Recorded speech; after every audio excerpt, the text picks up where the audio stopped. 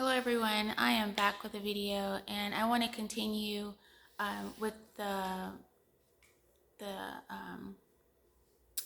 subject about if I was a Jehovah's Witness and I was considering leaving, what would I say, or what would be some of the things that I would look at to help me make that decision, or if I had someone who was interested and studying and become a Jehovah's Witnesses, what would some of the things that I would want somebody to maybe point out to me, maybe look at a little differently.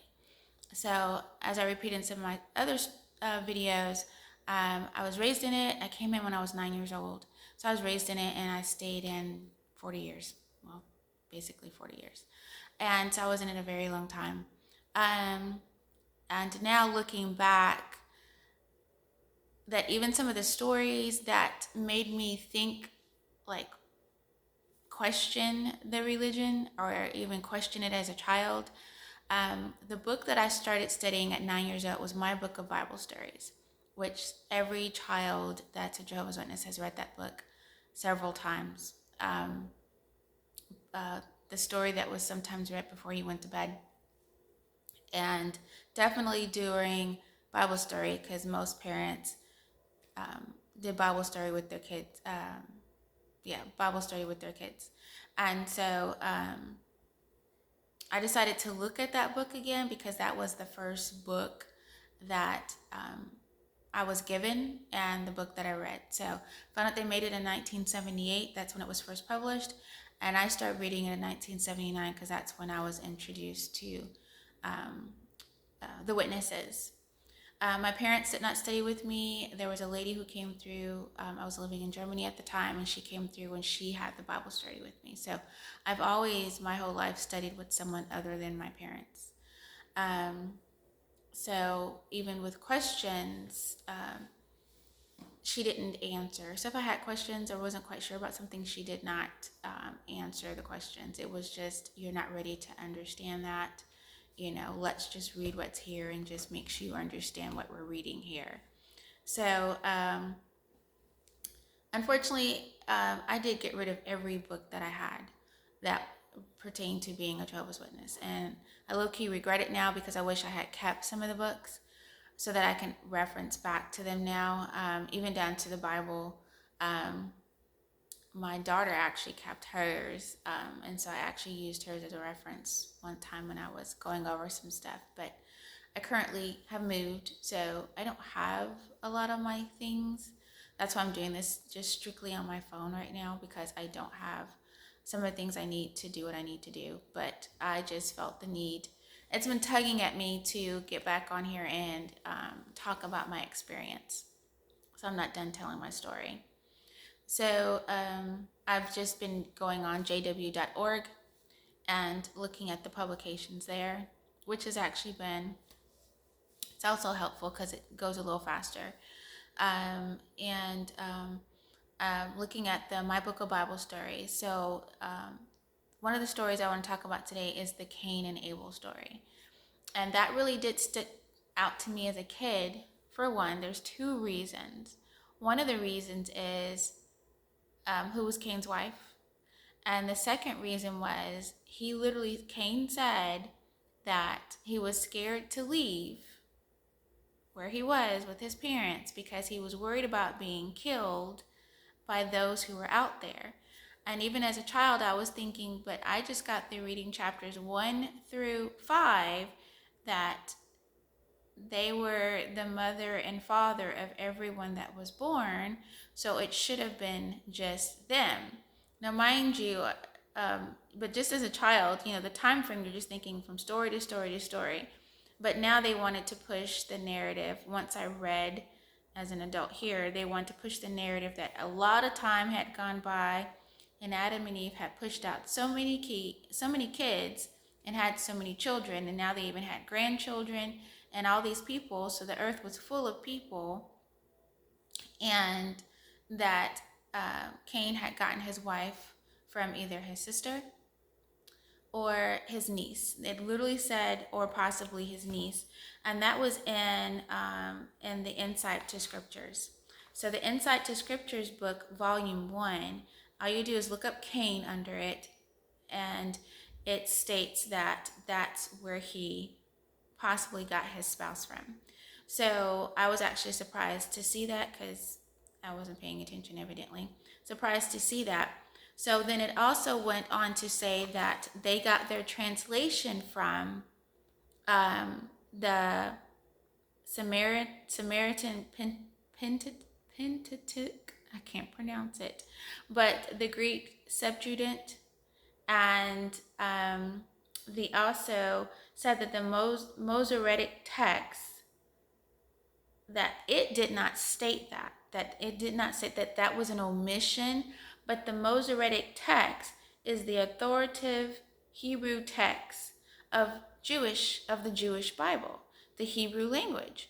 And so the witnesses claim that they translated everything from the Bible that's translated as close as possible from the Hebrew language. Yet, one of the books that is known to be the authoritarian of the Hebrew text, that book did not state that Cain took his wife from a family member, from his family, but yet they chose to put that in the story. And then it's in the Bible story for children at the end that he took his sister and they left. And then it's in the Bible story at the end that Adam and Eve's children all married each other to populate the earth. And I just felt like that was inappropriate. And then also, but in other publications that aren't the children's book, they didn't put that. They actually explained it a little further. I mean, they did initially say it, but they explained a little further that the earth had become populated and that it was okay because, this is what they're stating, it was okay because Adam and Eve were so close to perfection that that there was no way there should be issues with the children that came from that union because they were so close to perfection, and that God was okay with it.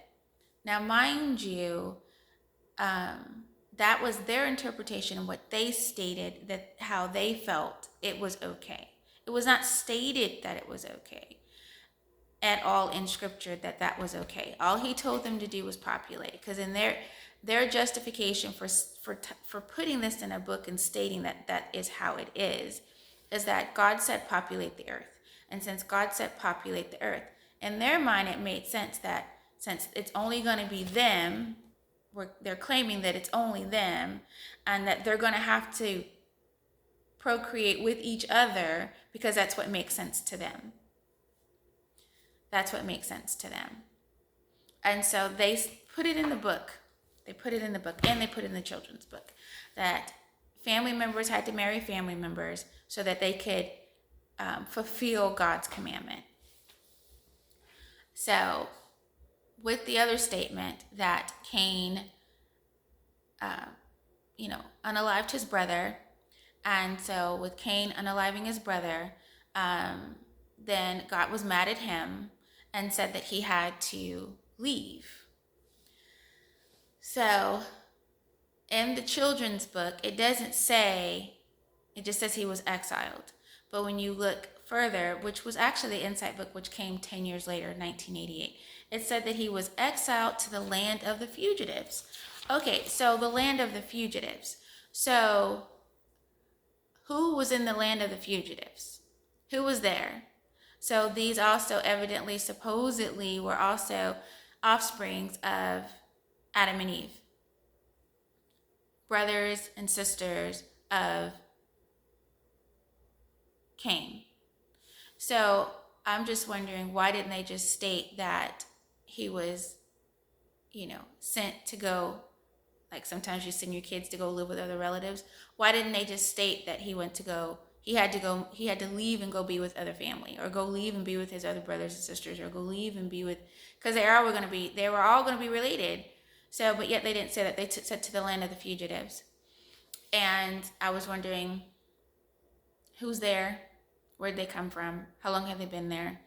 And then come to find out that the land of the fugitives also has the name the land of Nod, which happens to be where Enoch was born, which happens to be Cain's son.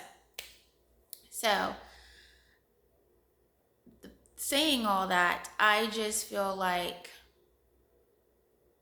for some reason they wanted to not acknowledge that there were others. It's only honestly how I feel about it. But with that being said, I think they did a poor job of trying to explain how Cain um, had a wife, because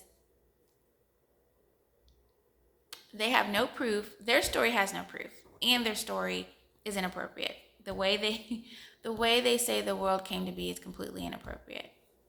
Period. It's just inappropriate. Because also later, they stated 2,450 years later that that God came up with a law that says that um, having children with family members is you would receive the penalty of death. So at some point, they said that the reason he came up with it is that now the health of any offsprings from those unions, then they weren't healthy. So now it was necessary to create a law saying you can't marry your relatives.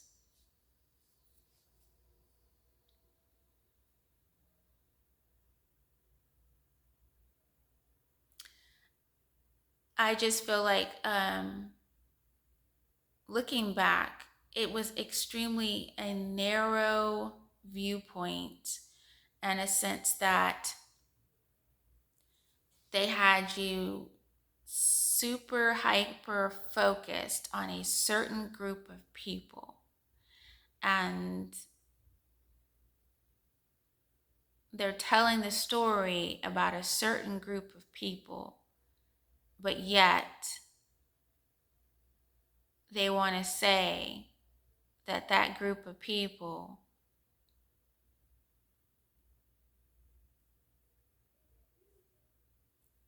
were the only people ever. But yet Cain was absolutely terrified of being unalived by others that already existed, to the point where he said, they're going to hear about it. They're going to know that it's me that did it. So God put basically a decree out there. They said a marking on him to let them know to leave him alone and don't kill him.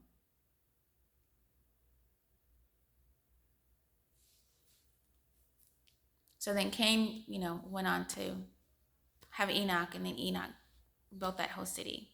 And then they say that in the end that Cain's bloodline completely died off in the flood. So there is no bloodline from Cain, supposedly.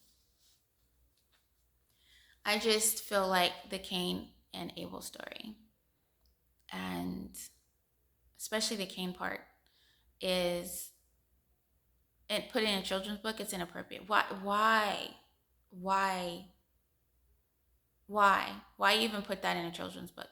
Why put, you know, an issue between two brothers, and that one of the brothers unalived themselves, and then the whole story about that God was more pleased with one and not pleased with the other, and then the jealousy that was created because of that story, then one killed the other, and then that brother who killed, had to take one of his sisters with him. So you're the sister who has to leave and go be with your sibling who unalived your other sibling, so that he could have somebody with him. Which, to be true, that I think I don't know if I mentioned this book yet. So in Awake 1974, they did an article on Cain, and the title of it is "Where Did Cain Get His Wife From?" And it says that possibly because time had gone by, that he probably was already married when it took place. But unfortunately, it did say that he was probably already married by one of his sisters, or he was already married to one of his nieces.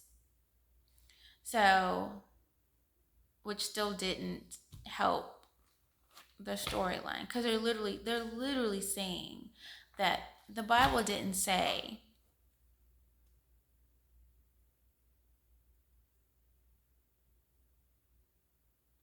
that he married someone who was not from his bloodline. So, since the Bible didn't say that he did not marry someone from his bloodline, then he must have married someone from his bloodline, because to them that made sense. It made sense to say that he married a relative.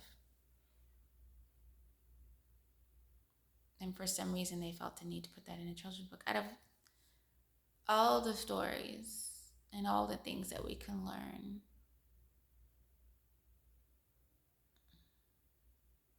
they felt we needed to learn that story. That was story number 6. That was the 6th story. So that story never. I know I'm kind of rambling right now, but that story never sat well with me. I did not think that, especially as an adult now, that it makes any sense at all to put that in the book. Period. Zip zero. A children's book. Children's book.